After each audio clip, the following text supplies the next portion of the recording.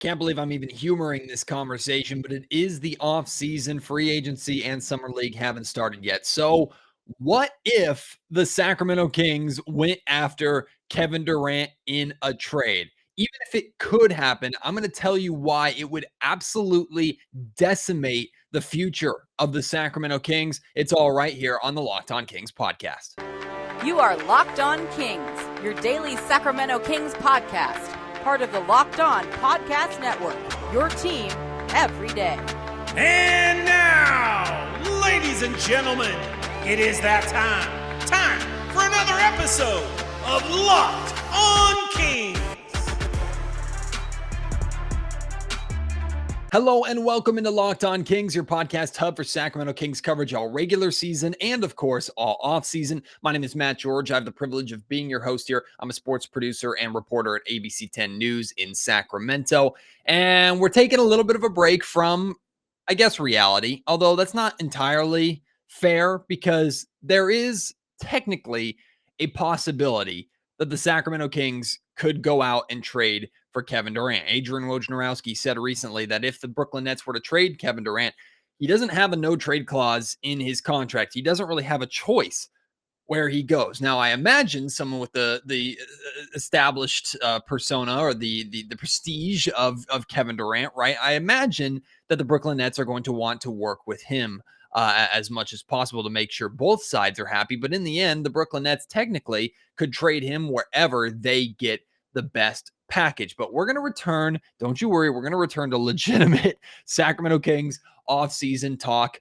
Coming up in the next episode of Locked On Kings, we'll get back to talking about Keegan Murray, of course, and his future with Sacramento. If you missed my podcast yesterday, I did a podcast all about Keon Ellis, who the Kings signed to a two-way contract after the draft coming out of Alabama. So if you want to learn more about Keon, go and check out that podcast that I released yesterday. But like I said, we're taking a little time out here from realistic or more likely offseason scenarios, and we're going to dive into free agent targets, realistic free agent targets for the Sacramento Kings over the course of this offseason. I really want to have a long conversation about the starting two spot at this point in time. Is it Dante DiVincenzo's spot? Is it Davion Mitchell's spot? Does Justin Holiday, who started at that spot for the remainder of the season, does he have any chance of holding on to that? We're going to dive into that, talk about that a little bit more. Terrence Davis as well, who's expected to come back. So we're still going to discuss that. I have Brendan Nunez of Kings Pulse coming on with me on the next Locked On Kings podcast and also the Kings Beat podcast. He's going to join me to chat a little bit about the Keegan Murray decision and the offseason still to come, the moves that the Kings still need to make on my next episode. So don't worry, we're getting back to kind of the realistic Kings conversations, but I thought, why not, I guess, have a little bit of fun, even though it seems just dumb to talk about Kevin Durant being traded to the Sacramento Kings. Might as well have a little bit of fun here on Locked On Kings. Also, there is actually some Kings news in regards to Trey Lyles. I'll share that with you in the final segment of today's podcast. It's not just going to be me talking about Kevin Durant, although this first segment is going to be just my feelings and thoughts on the entire situation. Adam Armbrecht, who's one of the hosts of the Locked On Nets podcast, he's going to join me to share a little bit of what's going on in Brooklyn and give us an idea from the Brooklyn perspective of what the Sacramento Kings would have to give up in a trade in order to acquire Kevin Durant. Because in reality, guys like Kevin Durant don't just get moved. And Durant still has multiple years left on his contract. I think three more years left on his contract. It's 47 something million this next season. Then it jumps up into the 50s. Like, he's set. He's getting paid. So in reality, if the Kings acquired Kevin Durant, there's not really the fear of him leaving. It's not like a one-year rental like Bradley Beal would have been had he opted into his contract and then the Kings traded for him with the Washington Wizards, right? Different scenario. If the Kings technically acquired Kevin Durant, they would have control over him for the next few years. But what it would take to acquire Kevin Durant, not just from the Kings, but from any team, is absurd. This is why teams that are going to make a run for trading for Kevin Durant are teams in major markets that don't necessarily care that much about future assets like draft capital, if they have any left to begin with, and are also looking at a win now window. Now, of course, the Sacramento Kings are looking at a win now window as well, but what it would take Sacramento having to give up. And again, Adam is going to explain a little bit more about what this package would look like a little bit later on. But the Kings would essentially be trading away 3/4 of the team as we know it that includes future draft capital. That includes multiple first-round picks in order to bring Kevin Durant to Sacramento. De'Aaron Fox is probably gone. Keegan Murray is definitely gone. Davion Mitchell might be gone. Domantas Sabonis might even be involved in the deal. Now, I don't know. I don't know if the Sacramento Kings would have to include both Fox and Sabonis in this deal. Obviously, you want Kevin Durant to have some players to actually play with here in Sacramento. If that were to be the case, if you're trading away basically your entire starting five, your entire roster, and it's just Kevin Durant and a bunch of rotation players, things aren't going to go too well, right? But in reality, what this trade would be, what this move would be for the Sacramento Kings is it's a complete money grab. And I almost like the imagery that pops into my mind is the first Space Jam, right? You know, the deal that Michael Jordan makes with the alien theme park tycoon villain guy, who basically says that if you lose, you have to come to our space theme park, and we're going to chain you to a basketball court, force you to play one-on-one, and lose to a bunch of paying customers. Like, it sounds extreme, but almost the imagery in my head is, hey, the Sacramento Kings traded for Kevin Durant. They're now going to chain him to the Golden One Center floor and force him to play basketball in Sacramento for the remainder of his contract, while fans come in and pay to just see Kevin Durant in Sacramento. Because you best believe, like myself included, like if Kevin Durant's traded to the Sacramento Kings, like everybody's coming to watch, right? Everybody's coming to watch. And Kevin would essentially be stuck here in Sacramento. Now, I'm not saying that Kevin couldn't win here in Sacramento. I'm not saying Kevin wouldn't bring the Kings to the playoffs. He damn well better for what the Kings would give up in this deal. But essentially, this is the Kings need to recoup the money that they lost in the pandemic. They also are so desperate to win that they don't care about basically being a functioning franchise beyond the next couple of years. So Kevin Durant, come on down. Let's put you in a Kings jersey. We'll sell out the team store. We'll sell out season tickets for the next couple of years just to watch you maybe lead the Kings into the playoffs a couple of times, depending upon what the hell's around you. And I think the Kings would be a playoff team with Kevin Durant here. A championship team? I don't know if I would go that far. And look, Kevin still has so much left in the tank, right? I'm not saying that he's old by any means. He's in his mid-30s. He'll be in his late 30s by the end of this contract. I'm not saying that Kevin Durant is done by any means or is washed. I still think he's an extremely talented player who could still put up MVP caliber numbers. But in Sacramento, I guess he'd put up really good numbers if he was the only guy really touching the basketball and he could just kind of chill towards the end of his career. But in reality, realistically, there is a chance that the Sacramento Kings could trade for Kevin Durant. There's always a chance. There's a chance that every team in the league could trade for Kevin Durant. But if you were one of those people that were concerned about Monte McNair making a save his job win now move that completely gutted the future of the franchise or decimated the future of the franchise, a good win now move that gets into a second contract that maybe helps the Kings break that playoff drought, but then years to come just leaves them totally dead in terms of tradable assets, drafts, capital, other players. Like, this is the move that fits that to the T, right? Again, it would be really cool to have Kevin Durant in Sacramento. It would be really cool. It'd be really fun, but it would make no sense. I mean, it would make sense for some goals for the Sacramento Kings, but it would end up hurting the Kings a lot more than I think it would end up helping them. Those couple of years would be fun. And I know that there are some people with the line of thinking like, well, Chris Webber wasn't happy when he was traded to the Sacramento Kings, and then he fell in love here and it started a golden era of Kings basketball.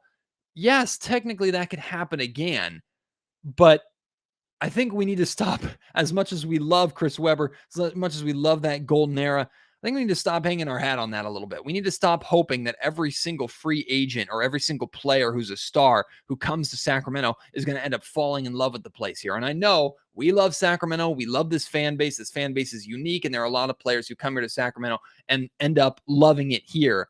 But the idea that Kevin Durant would be one of them, let's not fool ourselves a little bit here, okay? If you want to continue to humor this conversation, if you want to share with me just for the sake of fun off-season talk, the package that you'd be willing to give up to bring Kevin Durant to Sacramento, I'll listen to it. Send it to me at MattGeorgeSack on Twitter. Email me, mattgeorgesports@gmail.com. Leave your thoughts in the YouTube comment section down below. If Kevin Durant was a Sacramento King right now, and you could pick only one player in the starting five to keep here with him that gives the Kings the best chance to win, who is that player? Is probably De'Aaron Fox, right? Or would you try and go younger and keep a Keegan Murray, or I'll say Davion Mitchell is also in this conversation. Basically, there's Fox, there's Barnes, there's Murray, there's Mitchell, and there's Sabonis. You can pick one of those five. Actually, let's say two of them, because 4 out of the 5 of those players being included in this deal plus draft picks, that's a little unrealistic.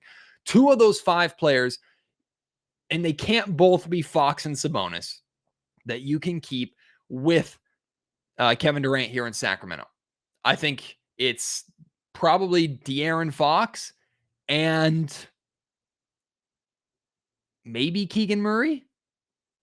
I think the Brooklyn Nets would absolutely want Keegan Murray in this conversation, but Kevin Durant can basically play the 4. Like you said, like I said, you're not keeping both Fox and Sabonis. Maybe you pick Sabonis to play the 5 and Davion Mitchell to run your point. That's actually not a bad idea there.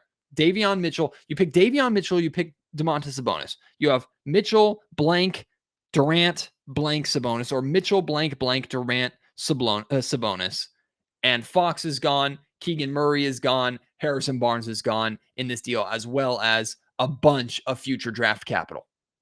Is that something you consider? Is that something the Brooklyn Nets even consider?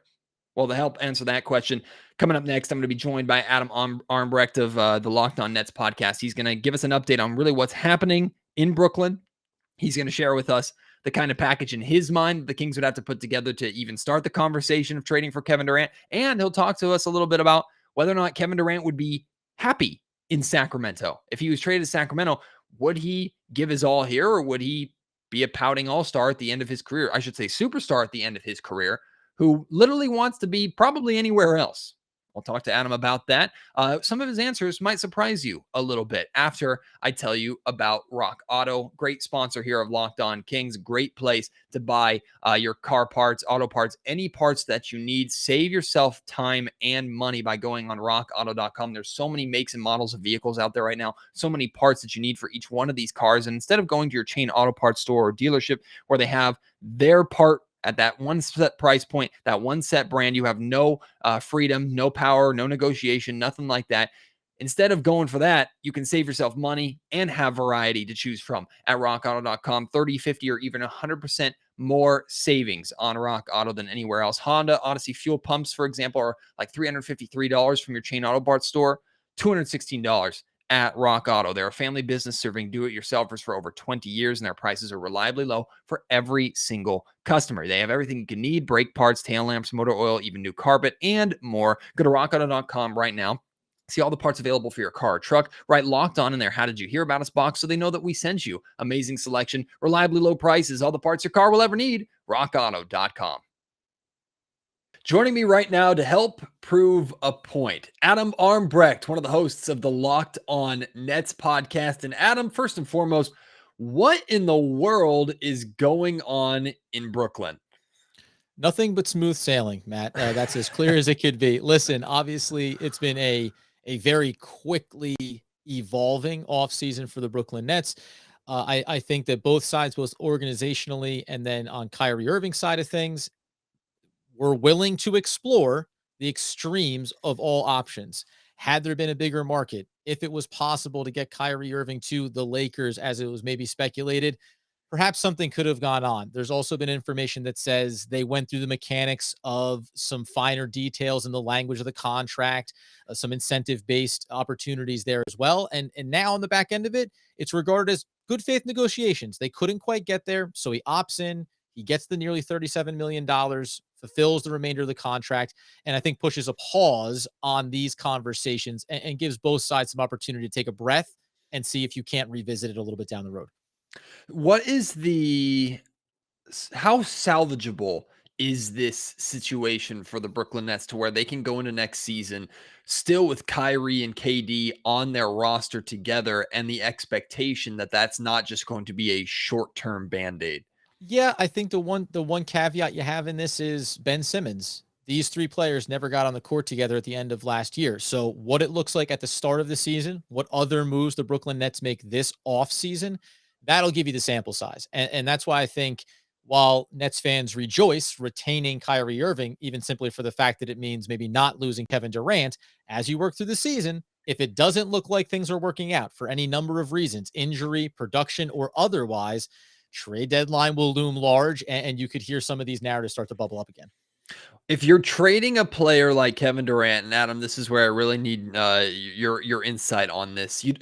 Players like Kevin Durant don't just get traded. I mean, we're talking a massive haul. Even with Durant in his 30s, he is under contract for the next 3 seasons.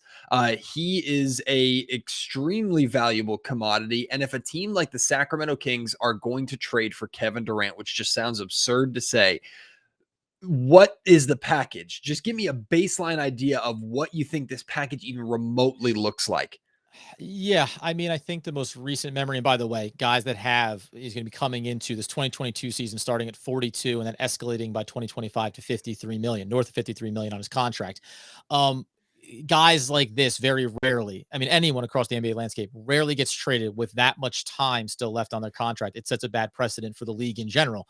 However, if you wanted to go down this road, and I can understand why Kings fans would want to, you can look back to Paul George, who was a few years younger, but not on the same level as a Kevin Durant, and going from Oklahoma City to the Clippers. That was 4 first-round picks, an additional protected first-round pick, and 2 rights for pick swaps, plus SGA and Gallinari thrown in there as well.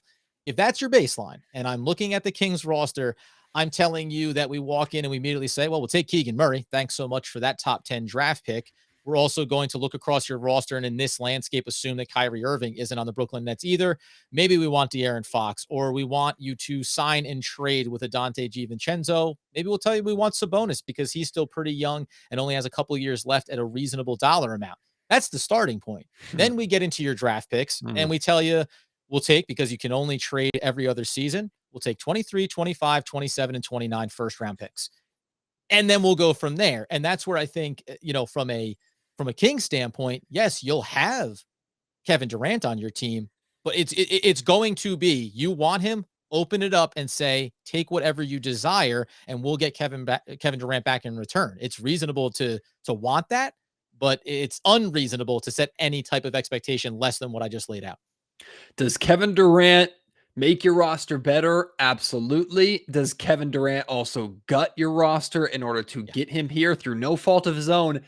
Absolutely. And that's ultimately the point to prove. But even if the Sacramento Kings got this into their mind that Kevin Durant is worth it, and I can understand some people really trying to justify it and coming to that conclusion. Adam, how happy do you think Kevin would be in Sacramento, going to a place where naturally with Kevin Durant here and the assets they're giving up, they would expect the Sacramento Kings to become winners. But Kevin is towards the end of his career, still a extremely valuable, extremely talented player who I don't think is nearly done and can still put up some amazing numbers and maybe still win a championship. But in Sacramento, I don't know. I can't see a scenario where Kevin Durant comes here and has the Chris Webber happiness turnaround like Kings fans dream about. And when you talk about a potential opportunity for Kevin Durant to be traded, teams on the market, I can give you a lot more favorable packages as baseline, specifically from a personnel standpoint. Because just on that note, the Brooklyn Nets would they want draft capital, but they're also going to want to feel like they're getting some maybe pieces that can be a part of what they do in their rebuilding process. The one thing I'll say is, in a version where the Kings get Kevin Durant, I don't know if Kevin Durant isn't capable of basically being happy anywhere. And what I mean by that is he likes to play basketball. He's not too terribly concerned with anything else.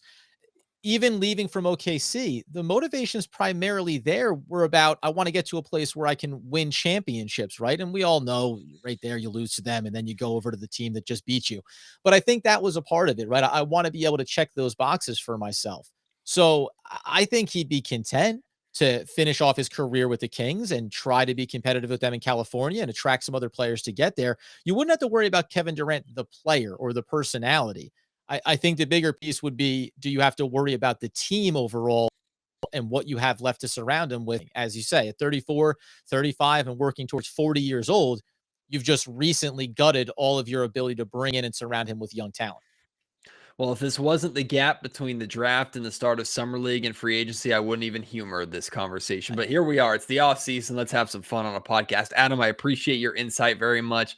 I'm sure there still are some Kings fans that say, you know what, go out and get Kevin Durant. It's Kevin freaking Durant. And it's hard to argue with them. But I mean, that's a heart argument more than a brain argument. I appreciate you so much, my friend. Best of luck covering all that chaos over there in Brooklyn. Hey, at least you won't be bored. Today's episode of the Locked On Kings podcast brought to you by Bet Online, your number one source for all your betting needs and sports information. And right now on Bet Online, you can already bet on who's going to be the 2023 NBA champion. The odds for the Sacramento Kings aren't great, meaning if the Kings trade for Kevin Durant and you cash in on those odds right now before they trade for Kevin Durant, and suddenly that puts the Kings in the NBA Finals conversation, they actually win it, you can make yourself a boatload of money. And I'm talking about a boatload of money with those odds. You can find all the latest sports developments, including league reviews, news, MLB baseball happening right now. BetOnline is your continued source for all your sports wagering information, including live betting, esports, and scores. BetOnline.net remains the best spot for all your sports scores, podcasts, and news this season and off season. BetOnline.net is the fastest and easiest way to check in on all your favorite sports and events, and that includes MMA, boxing, and even golf. Head to the website today or use your mobile device to learn more about the trends and the action at BetOnline, where the game starts. Big thank you to Adam for spending a couple minutes here with me on Locked On Kings. He was all smiles when I asked him to come on to even talk about this idea. He knows that it's absurd too. And look, there's not even a very good chance that the Brooklyn Nets trade Kevin Durant. They don't have to. Obviously, he wants to stay in Brooklyn if Kyrie Irving is staying in Brooklyn, and or he wants to play with Kyrie. And Kyrie opted into his contract, like Adam was saying there. So the Kings, or rather the Nets, have a little bit of time. They don't have to trade Kyrie before the start of next season. I have no idea what they're going to do on that front, but they have control of Kevin Durant. So the only way they're trading Kevin Durant is if they get the haul that they expect for one of the greatest players to ever touch a basketball. So at least he was willing to humor the idea, as I'm willing to humor the idea here. Appreciate him taking the time. Now let's transition into something that's actually real with the Sacramento Kings.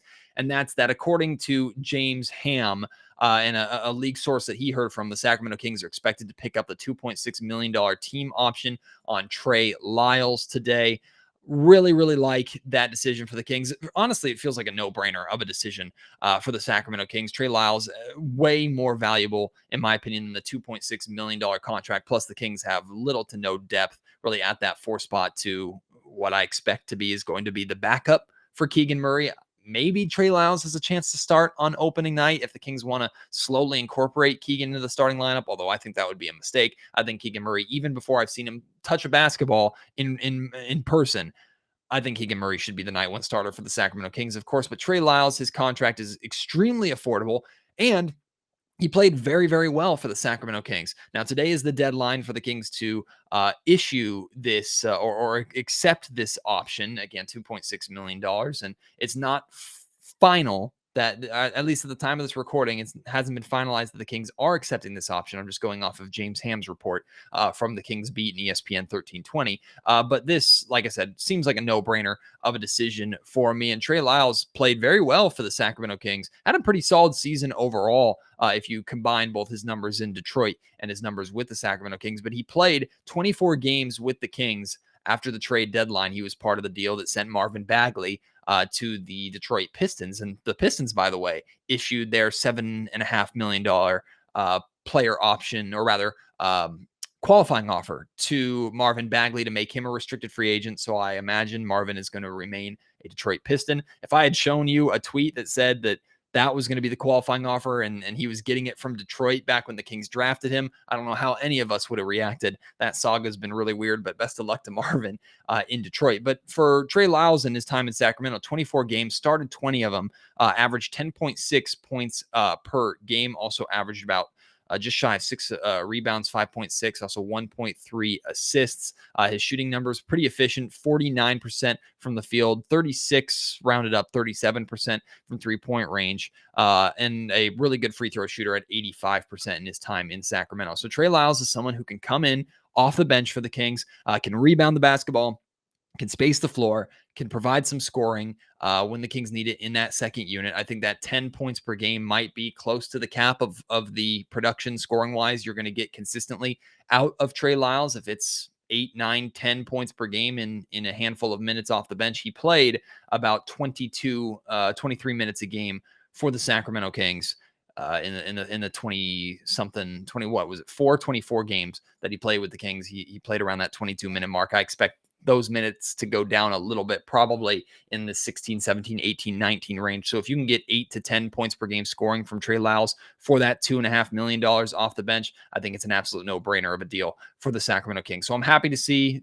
more than likely, again, at this point, it's not official yet, that Trey Lyles will be returning for the Kings, that they will pick up that option. I think that's a smart move for Monte McNair. But of course, he still has a lot of offseason to go, and he has a lot of moves that he has to make, a lot of new faces that he has to bring in to this roster. As much as we would love to just say that adding Keegan Murray and bringing back a majority of this roster is enough, in reality, it's not. The Kings have moves to make, and we will talk about free agency signings or targets for the Kings to go after in free agency. We'll talk about potential trades that are out there. Keep an eye on the trade market over the course of this offseason, as I guarantee you General Manager Monte McNair is. And like I mentioned earlier, coming up on my Locked On Kings podcast tomorrow, I'm going to be joined by Brendan Nunez of Kings Pulse and the Kings Beat. Brendan and I will discuss, he'll share his thoughts, I'm sure, on draft night. We'll discuss the Keegan Murray pick a little bit. I know Brendan wasn't too happy with the draft night as a whole for the Sacramento Kings, but came around a little bit more. Not that he didn't like Keegan Murray. I don't want to put words in his mouth, but came around a little bit more on the overall decision for Monte McNair and the Kings after hearing Monte speak. So we'll discuss that. Plus, I'm sure we'll discuss free agent targets for the Sacramento Kings. And overall, we'll discuss why and what the Kings need to do to improve this roster to really help them accomplish that goal next season of making the playoffs. So I hope you will join me for that. And I know it was kind of silly, but I hope you enjoyed this podcast today, focusing on the idea of Kevin Durant to Sacramento. I guess never say never. And if you are a proponent of the Kings going out and getting KD, feel free to let me know why. Again, reach out at Matt George Sack on Twitter. Email me, mattgeorgesports@gmail.com, or leave your thoughts in the YouTube comment section down below. Appreciate your support as always. Can't wait to have you join me on the next episode. Until then, my name is Matt George. You have been listening to Locked On Kings, part of the Locked On Podcast Network.